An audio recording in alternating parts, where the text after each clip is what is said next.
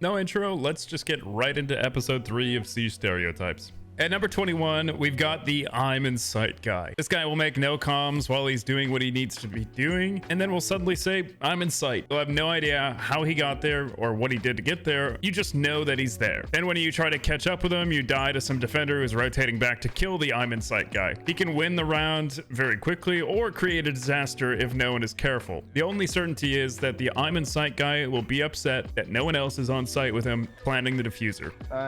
I'm in sight. Oh, miss. Well played, boys.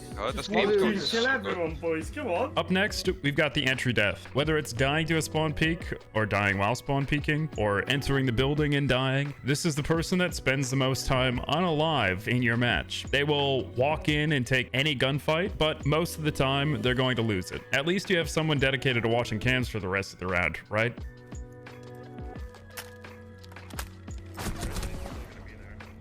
Is in armory now. At number 23, we have the excuses guy. They always have an excuse for everything. My mouse is really sensitive, I swear. My ping is way too high. Oh, stupid Clash. Why didn't we ban Clash? This map is horrible. Why do we ban Jaeger? I died from a grenade. I didn't mention it was from below.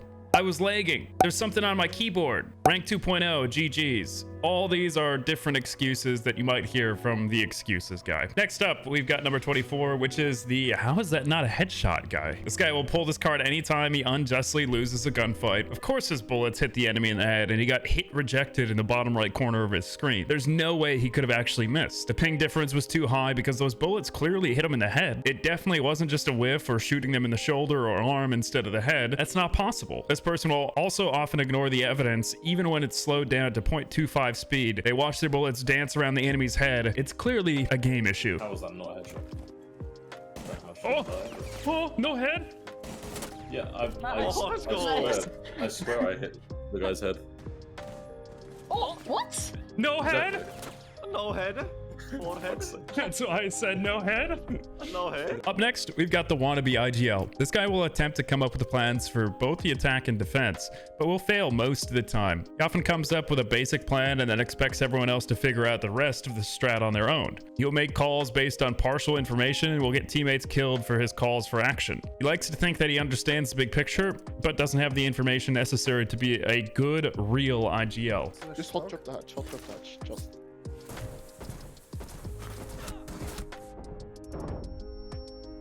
Oh. Last operator standing.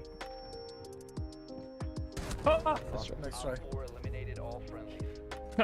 Hot drop the hatch and I'm getting shot. At 26, we've got the pretender. This is a pretty simple one. This is the guy who acts like he knows what he's talking about, but is always completely wrong. He thinks he understands the game, but when you ask him to do something, he doesn't do what you ask. He'll say, yeah, I can do that. No problem. But then when he tries to do what you ask, he does something that's completely wrong. They pretend to know what's going on, but don't have a clue. At 27, we've got the dropout. This is the guy who tells everyone he's going pro, so he dropped out of school. But it's been 3 years since then, and he's never had a single tryout for a pro team. He continues to grind the T4 leagues until he gets his shot. Don't sleep on him. He's going to be T1. At 28, we've got the PEPEGA. This person, they're just like a cute puppy. Not a thought behind their eyes, and they're just all actions. They just don't think about what they're doing or why they're doing it. They just do it. And most of the times, the actions aren't good. They might run straight into claymores or air jabs. They might reinforce between sites. They might make head holes where they shouldn't, but they don't know any better because there's no thoughts. Just plant here on the bricks. What are you doing? No, not there. On the bricks. There's one below. Actual fucking PEPEGA. What are you doing? Now secured. At 29, we've got the self-droner. This is the guy that doesn't trust any of his teammates and constantly drones for himself. Defenders often walk into the areas that he's already droned after he's moved into another room, and he just dies to the enemy that retook the position. He always yells, I droned it! How are you there? It's always a bad idea to drone for yourself, so don't be this guy.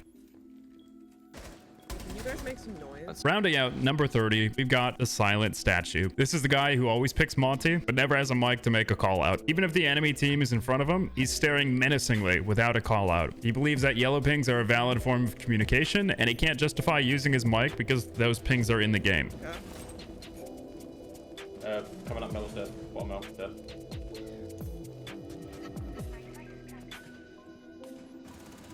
Four last operator standing. Bottom middle. Last bottom middle. Nice. Op Now, if you or any of your friends fit the stereotypes in this video, leave a comment or tag your friend. If you enjoyed the video, make sure you leave a like and subscribe so we can help more people see the Siege Stereotypes series. See you guys in the next video.